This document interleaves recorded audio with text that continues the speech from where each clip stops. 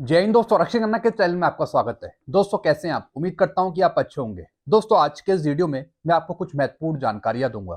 कौन कौन सी जानकारियां मैं आपको देने वाला हूं, पहले ये समझ लेते हैं। सबसे पहली जानकारी दूंगा कैलकाटा हाई कोर्ट का फैसला।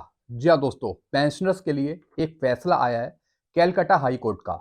हालांकि दोस्तों इसका फायदा सिर्फ उन्हीं को मिलेगा जिन्होंने कोर्ट केस किया था, लेकिन महत्वपूर्ण फैसला है पेंशनर के लिए। इसका जजमेंट मैं आपको आगे समझाऊंगा। एक और जानकारी मैं आपको दूंगा, स्टाफ न्यूज ने दी सबको बधाई नए साल की। पेंशनर्स और कर्मचारियों की खुशियों की कामना करी और कहा है कि इस वर्ष 2025 में आपको ये चीजें मिलेंगी। आपको वेलफेयर की चीजें मिलेंगी, जिसमें कि 18 महीने का डीए का एरियर भी है, जिसमें 8वां वेतन आयोग भी है, जिसमें पेंशन बढ़ाने को लेकर मांग है। जी हाँ दोस्तों, कुछ चीजें हैं आपके वेलफेयर की। इसकी जानकारी मैं आपको आगे दूंगा। एक और जानकारी मैं आपको दूंगा, स्पर्श नोडल अधिकारी ने बताया क्यों नहीं आई पेंशन दिसंबर की। जी हाँ दोस्तों, आज मैंने स्पर्श के नोडल अधिकारी से बात करी थी। उन्होंने बताया मुझे कि पेंशनर्स को दिसंबर की पेंशन क्यों नहीं मिली, क्या कारण था। तो एक छोटी सी जानकारी मैं आगे शेयर करूंगा। फिर दोस्तों अगली जानकारी मैं आपको दूंगा, ECHS ministry of defence army headquarter का लेटर जारी 26 दिसंबर 2024 का। जी हाँ दोस्तों, ईसीएचएस का एक लेटर जारी हुआ है वेलफेयर का। इसकी जानकारी मैं आपको आगे दूंगा।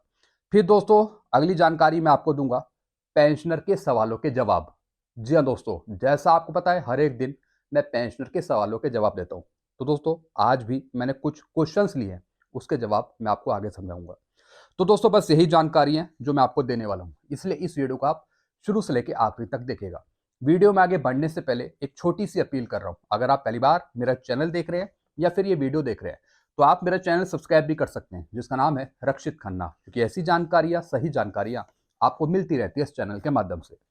चलते हैं दोस्तों, आगे बढ़ते हैं। सबसे पहली जानकारी है कैलकाटा हाई कोर्ट का फैसला। डिपार्टमेंट अगर गलत पे फिक्सेशन करता है पेंशनर का, तो उसकी वसूली पेंशनर के रिटायरमेंट बेनिफिट से नहीं की जाएगी। जी हाँ दोस्तों, एक जजमेंट है मेरे पास और ये है कैलकाटा हाई कोर्ट का। जी हाँ दोस्तों, इस जजमेंट को मैंने पूरा पढ़ा। मैं आपको मेन मेन चीजें समझा देता हूँ। दोस्तों इस जजमेंट के आधार पे कुछ पेंशनर्स को बेनिफिट मिलेगा, लेकिन दोस्तों इस जजमेंट में जो मेन इंपॉर्टेंट बात लिखी हुई है वो लिखी हुई है कि अगर कोई डिपार्टमेंट या फिर pension dispensing agency pension calculation करते वक्त अगर आपका पेंशन गलत फिक्स कर देता है या फिर पे गलत फिक्स कर देता है, तो बाद में जब पेंशनर को पेंशन ऑथराइज होगी तो उसमें से किसी प्रकार की कोई रिकवरी नहीं करी जाएगी। यानी दोस्तों प्रशासनिक गलती का भुगतान पेंशनर्स नहीं करेगा। जी हाँ दोस्तों, कई बार डिपार्टमेंट की गलतियों की सजा पेंशनर्स को दी जाती है, कभी उनकी रिकवरी कर दी जाती है, कभी पेंशन काट ली जाती है, लेकिन दोस्तों अब ऐसा नहीं होगा। इन पेंशनर्स को पूरा बेनिफिट मिलेगा जिन्होंने कैलकाटा हाई कोर्ट में कोर्ट केस किया था। इस जजमेंट के आधार पे अगर डिपार्टमेंट कोई गलती करता है, पे फिक्सेशन गलत करता है कर्मचारी का, तो दोस्तों बाद में पेंशनर की कोई रिकवरी नहीं करी जाएगी। जैसा डिपार्टमेंट ने पे फिक्स कर दिया, पेंशन फिक्स कर दी, उसी के आधार पे पेंशनर को फायदा मिलेगा।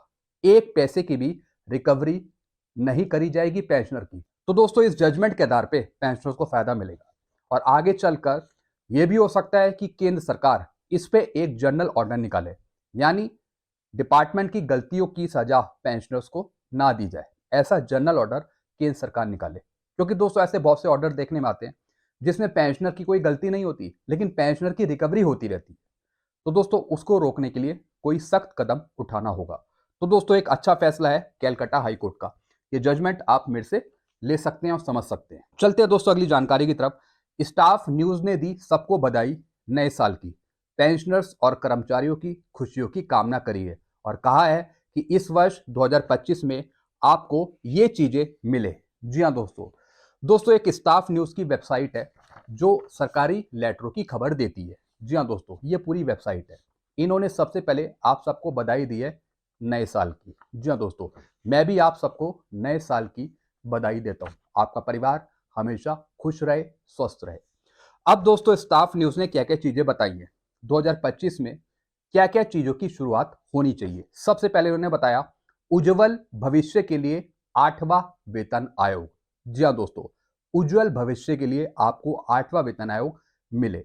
वित्तीय राहत के लिए डीए-डीआर का एरियर, जी हाँ दोस्तों, 18 महीने का जो डीए का एरियर है वो रिलीज किया जाए भारत सरकार के द्वारा, वो भी नए साल में। इसके बारे में मैंने पहले भी आपको बताया था। फिर दोस्तों क्या लिखा है, सुरक्षित कल के लिए अतिरिक्त पेंशन में वृद्धि, वेतन पेंशन आपका बढ़ाया जाए, एक अतिरिक्त वृद्धि करी जाए आपकी पेंशन में। बेहतर जीवन के लिए वेतन मान में वृद्धि, जी हाँ दोस्तों, ये भी आपकी पेंशन बढ़ाने की डिमांड है। फिर क्या लिखा है, समृद्ध राष्ट्र के लिए अधिक नौकरियां, जी हाँ दोस्तों, जवानों के लिए अधिक नौकरियां निकाली जाए। फिर क्या लिखा है, कार्य के एक योग्य वर्ष के लिए काल्पनिक वेतन वृद्धि, हर एक साल आपको नोशनल इंक्रीमेंट का बेनिफिट मिले। और दोस्तों ये डिमांड कर रहे हैं कि हर एक साल नोशनल इंक्रीमेंट आपको मिले जिससे आपकी पेंशन में वृद्धि हो। तो दोस्तों ये कुछ डिमांड थी जो बताई गई हैं कि 2025 में ये लागू होनी चाहिए, इस पे काम होना चाहिए पेंशनर्स के लिए, कर्मचारियों के लिए। लास्ट में लिखा है, अगर पेंशनर्स कर्मचारी इन चीजों से सहमत है तो कमेंट जरूर करें। जी हाँ दोस्तों, अगर आप इन चीजों से सहमत हैं, जो ये चीजें लिखी गई हैं कि आपको मिलनी चाहिए, अगर आप सहमत हैं तो आप अपने विचार कमेंट बॉक्स में जरूर रखिए। चलते हैं दोस्तों अगली जानकारी की तरफ। स्पर्श नोडल अधिकारी ने बताया क्यों नहीं आई दिसंबर की पेंशन। जी हाँ दोस्तों, जैसा आपको बताया, मैंने आज स्पर्श के नोडल अधिकारी से पूछा, मैंने उनसे पूछा कि कुछ पेंशनर्स को दिसंबर की पेंशन क्यों नहीं मिली, बेचारे पेंशनर्स परेशान हो रहे थे। तो दोस्तों इन्होंने बताया लाइफ सर्टिफिकेट जमा नहीं हुआ पेंशनर्स का। जी हाँ दोस्तों, जिस बात का मुझे डर था, जिस बात को मैंने पहले ही बताया था आपको कि अगर आपका लाइफ सर्टिफिकेट जमा नहीं हुआ तो आपकी पेंशन रुक सकती है, तो दोस्तों बिल्कुल वैसे ही हुआ। कुछ पेंशनर्स ने अपना लाइफ सर्टिफिकेट भरा तो, लेकिन स्पर्श पे वो अपडेट नहीं हुआ। यही जानकारी स्पर्श के नोडल अधिकारी ने मुझे दी है। क्या बताया उन्होंने कि लाइफ सर्टिफिकेट जमा नहीं हुआ पेंशनर का, पेंशनर ने लाइफ सर्टिफिकेट जमा तो कर दिया लेकिन स्पर्श पे अपडेट नहीं हुआ। दोबारा जमा करें लाइफ सर्टिफिकेट, जनवरी की पेंशन में जुड़कर मिल जाएगी दिसंबर की पेंशन। इसकी जानकारी दोस्तों कल रात वाले वीडियो मैंने आपको दी थी कि अगर आपको दिसंबर की पेंशन नहीं मिली तो दोस्तों आपकी दिसंबर की पेंशन जनवरी की पेंशन में एडजस्ट की जाएगी। यही जानकारी स्पर्श के नोडल अधिकारी ने मुझे दी है। इसका मतलब है कि आपने अपना लाइफ सर्टिफिकेट जमा तो किया, आपके पास मैसेज आ गया होगा कि आपका एक्सेप्ट हो गया, लेकिन स्पर्श पे वो अपडेट नहीं हुआ, तो आपको दोबारा अपना लाइफ सर्टिफिकेट भरना पड़ेगा, तब आपकी दिसंबर की पेंशन रिलीज करी जाएगी। चलते हैं अगली जानकारी की तरफ। ECHS ministry of defence army headquarter का लेटर जारी 26 दिसंबर 2024 का। जी हाँ दोस्तों एक लेटर जारी हुआ है और ये ईसीएचएस से संबंधित है। क्या लिखा है इसमें, issue of medicine eight ECHS polyclinic, यानी जो ईसीएचएस के बेनिफिशियरी हैं उनकी दवाइयों से जुड़ी कुछ जानकारी है। और दोस्तों ये लेटर भेजा गया है ऑल रीजनल सेंटर को। 26 दिसंबर का ये लेटर है। इसमें लिखा क्या है, पहले मैं आपको छोटी छोटी चीजें समझा देता हूँ। बहुत से ईसीएचएस लाभार्थी वास्तविक उपचार और सहानुभूति के साथ देखभाल के लिए दूर दराज के क्षेत्रों से यात्रा कर काफी खर्च के साथ ईसीएचएस पीसी का दौरा कर रहे हैं। जी हाँ दोस्तों, ये देखने में आया जिन ईसीएचएस लाभार्थियों को मेडिकल से जुड़ी सुविधाएं चाहिए वो काफी दूर इलाके से पॉलीक्लिनिक में पहुंच रहे हैं। जी हाँ दोस्तों, ये देखा गया है कि ईसीएचएस पॉलीक्लिनिक में नियुक्त किए गए एमओ ईसीएचएस दिशा निर्देशों से परिचित नहीं है। जी हाँ दोस्तों, कई बार देखा गया है जो पॉलीक्लिनिक में जो एमओ नियुक्त करे जाते हैं, जो ऑफिसर नियुक्त करे जाते हैं, मेडिकल ऑफिसर, उनको ईसीएच से जुड़ी कोई जानकारी नहीं है। जानकारी ना होने की वजह से वो ईसीएचएस बेनिफिशियरी को परेशान करते हैं। जी हाँ दोस्तों, फिर क्या लिखा है, विभिन्न प्रावधानों की कमी के कारण रेफलर उपचार, दवा संग्रह आदि प्रभावित होते हैं जिससे ईसीएचएस लाभार्थियों को गंभीर असुविधा होती है। जी हाँ दोस्तों, यानी उपचार भी सही तरीके से नहीं हो पा रहा, दवाइयां सही तरीके से नहीं मिल पा रही, बहुत सी दिक्कतें आ रही है ईसीएचएस बेनिफिशियरी को।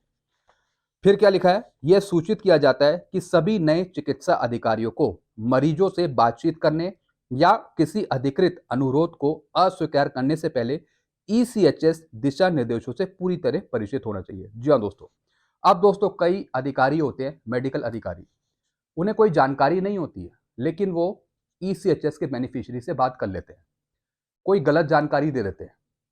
उन्हें ईसीएचएस के रूल्स पता नहीं है, लेकिन फिर भी वो बातचीत कर रहे हैं, कोई गलत सलाह दे रहे हैं वो ईसीएचएस बेनिफिशियरी को। तो इसे रोकने के लिए ये लेटर निकाला गया है कि जो पॉलीक्लिनिक में नया कोई अधिकारी अपॉइंट होगा उसे ईसीएचएस के सारे रूल पता हो और वही रूल, वही जानकारी वो ईसीएचएस के बेनिफिशियरी को प्रोवाइड करे। यही दोस्तों इसमें लिखा हुआ है। यानी जब भी कोई डॉक्टर है कोई एडवाइस देता है तो पहले उसे सारी जानकारी पता हो, मेडिसिन की या फिर ईसीएचएस के सारे रूल्स की, ताकि ईसीएचएस बेनिफिशियरी को कोई दिक्कत ना हो। फिर क्या लिखा है, सहानुभूति की कमी या अज्ञानता के किसी भी कृत्य को नजरअंदाज किया जाना चाहिए। अतः आरसी से अनुरोध है कि वह इस पत्र की विषय वस्तु को अपने एओआर के अंतर्गत सभी ईसीएचएस पीसीएस तक प्रसारित करें। जी हाँ दोस्तों, मेन दोस्तों ये लेटर इसलिए निकाला गया है कि जो पॉलीक्लिनिक में बैठे मेडिकल ऑफिसर हैं वो सारी जानकारी रखें पहले ईसीएचएस की, तभी वो ईसीएचएस बेनिफिशियरी को बता पाएं, चाहे वो दवाइयों से जुड़ी इंफॉर्मेशन हो या फिर किसी दूसरी चीज से जुड़ी इंफॉर्मेशन हो। तो आप ये लेटर मेरे से ले सकते हैं और समझ सकते हैं। अब दोस्तों मैं पेंशनर के सवालों के जवाब देने जा रहा हूं। जी हाँ दोस्तों, कुछ पेंशनर से मुझे कुछ क्वेश्चंस करे थे।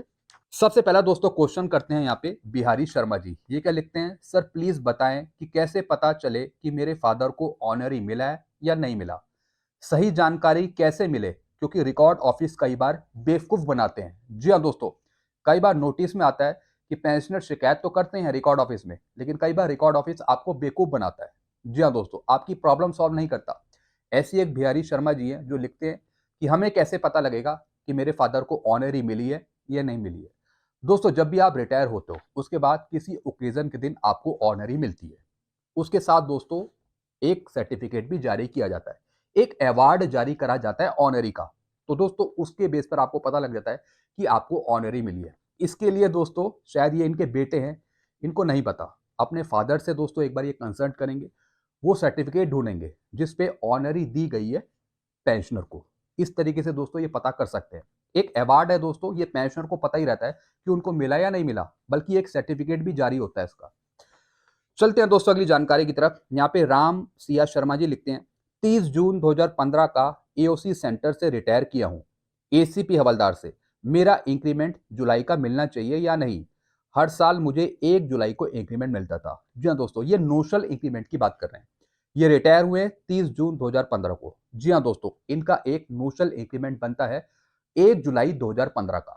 एक चीज मैं आपको समझाऊंगा, जब आप रिटायर हुए हो और उससे पहले जो आपको एक इंक्रीमेंट मिला है उसके बीच में पूरा 1 साल का गैप होना चाहिए। अगर 1 साल का गैप है तो आपको नोशल इंक्रीमेंट मिल जाएगा। और दोस्तों इनका ड्यू था जुलाई 2015 का, वो इनको नहीं मिला, इनको मिल जाएगा नोशल इंक्रीमेंट। इसके लिए 14 अक्टूबर का लेटर लेंगे, उसके बेस पर ये कार्रवाई करेंगे अपने रिकॉर्ड से। अगर नहीं मिलता तो फिर कोर्ट केस करेंगे। चलते हैं दोस्तों अगली जानकारी की तरफ। फिर एक और पेंशनर है, इनका नाम है एलपी मंडल जी। ये क्या लिखते हैं, खन्ना सर राम राम, मेरा पत्नी का नाम डिस्चार्ज बुक में शांति देवी है और पीपीओ में शांति देवी है। Aadhaar card, PAN card, ECHS, bank account सब में शांति देवी है। क्या मेरे बाद फैमिली पेंशन मिलने में प्रॉब्लम होगा और इसका समाधान क्या है। जी हाँ दोस्तों, ये लिखते हैं कि वाइफ का जो नेम है वो मिसमैच है, यानी शांति देवी होना चाहिए और लिखा है शांति देवी डिस्चार्ज बुक में। मेन बात है दोस्तों स्पर्श में ठीक होना चाहिए, स्पर्श में, पीपीओ में, प्रोफाइल में ठीक होना चाहिए नेम वाइफ का। अगर वहां पे ठीक है तो फिर फैमिली पेंशन लेने में कोई दिक्कत नहीं होगी। लेकिन फिर भी मैं इनको गाइड करूंगा कि डिस्चार्ज बुक में आप सही कराइए वाइफ का नाम, जो आधार कार्ड में है वही होना चाहिए डिस्चार्ज बुक में, यानी जो आधार कार्ड में है, पैन कार्ड में है, वो हर एक जगह होना चाहिए। तो नेम सही कराना ये आपकी जिम्मेवारी है अपनी वाइफ का। चलते हैं दोस्तों अगली जानकारी की तरफ। एक और पेंशनर है जिनका नाम है राम शरण लोहरा जी। ये क्या लिखते हैं, सर जी मैं 3 बिहार रेजिमेंट का ऑनरी नायब सूबेदार राम शरण लोहरा हूँ। मुझे अभी तक स्पर्श का एक भी पीपीओ नहीं मिला, केवल पेंशन स्लिप प्रति महीने मिल रही है, मैं क्या करूं। जी हाँ दोस्तों, ऐसे बहुत से पेंशनर्स हैं जिनके पास एक भी पीपीओ नहीं है सिवाय इनिशियल पीपीओ के। अगर आपके पास स्पर्श का पीपीओ नहीं है तो आप सीपी ग्राम में शिकायत डालें या फिर स्पर्श में एक शिकायत डालें।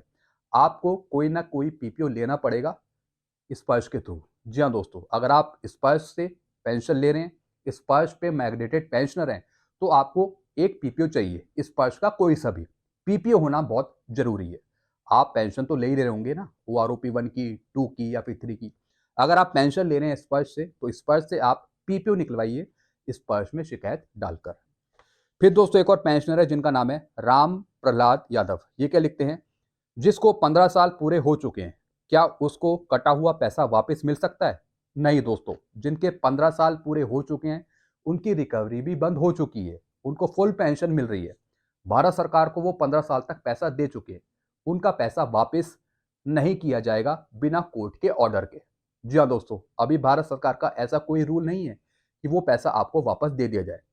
ना ही भारत सरकार ने अभी इस पे कोई लेटर निकाला है और ना ही कोर्ट का कोई ऐसा ऑर्डर है आपके फेवर में। अगर आपको पैसा वापस चाहिए तो इसके लिए आप कोर्ट केस करें या फिर कोई जनरल ऑर्डर आने का वेट करें भारत सरकार का। अभी फिलहाल कोई पैसा आपका वापस नहीं होगा। फिर दोस्तों एक और पेंशनर है जो लिखते हैं CGR पानिकर नाम है इनका। There are so many honorary lieutenant and honorary captain got the rank after retirement, they are not getting any monetary benefit. ये लिखते हैं कि ऐसे बहुत से रैंक है आफ्टर रिटायरमेंट जिन्हें ऑनरी मिली हुई है, जो सूबेदार से ऑनरी लेफ्टिनेंट बने हैं, ऑनरी कैप्टन बने हैं या फिर सूबेदार मेजर से बने हैं, लेकिन इनके लिए कोई मॉनेटरी बेनिफिट नहीं है। ऐसा क्यों? अब दोस्तों इसी के नीचे इसका आंसर दे दिया किसी दूसरे पेंशनर ने। क्या लिखा है उन्होंने, monetary benefit is only paid who are granted honorary commission while in service date is on 15 अगस्त एंड 26 जनवरी। इन्होंने बता दिया कि आफ्टर रिटायरमेंट जो ऑनरी मिलती है किसी ओकेजन के दिन, जैसे कि 15 अगस्त को, 26 जनवरी को, उसका कोई मॉनेटरी बेनिफिट नहीं मिलता। जो सर्विस के दौरान ऑनरी मिलती है उसी का बेनिफिट दिया जाता है, उसी का मॉनेटरी बेनिफिट दिया जाता है पेंशन के रूप में पेंशनर्स को। इन्होंने दोस्तों साफ कर दिया कि जो ऑनरी मिलती है आफ्टर रिटायरमेंट, चाहे वो सूबेदार को मिली हो, नायब सूबेदार को मिली हो या फिर सूबेदार मेजर को मिली हो, आफ्टर रिटायरमेंट उसका मॉनेटरी बेनिफिट नहीं दिया जाता। ये दोस्तों इन्होंने यहाँ पे लिखा हुआ है। मिलना चाहिए दोस्तों ये बेनिफिट। रिटायरमेंट के बाद अगर ऑनरी मिली है तो उसका बेनिफिट मिलना चाहिए ऑनरी का, चाहे वो नायब सूबेदार पे मिली हो, सूबेदार पे मिली हो या फिर सूबेदार मेजर पे मिली हो। इसके रिगार्डिंग आपके और कोई क्वेश्चन है तो आप नीचे लिख सकते हैं दोस्तों। जी हाँ दोस्तों, फिर मैं अगले वीडियो में आपके सवालों का जवाब दूंगा। क्वेश्चन आप जरूर पूछते रहिए दोस्तों, आपके क्वेश्चन बंद नहीं होने चाहिए, सारे क्वेश्चन आप पूछिए जो भी आपकी प्रॉब्लम है। तो दोस्तों बस यही जानकारियां थी जो मैं लेकर आया था। आई होप सारी जानकारी आप अच्छे से समझ होंगी। वीडियो आपको अच्छा लगता है वीडियो को लाइक करें और इस चैनल को आप सब्सक्राइब कर सकते हैं, क्योंकि ऐसी जानकारी अक्सर आपको मिलती रहती है इस चैनल के माध्यम से। Thank you so much.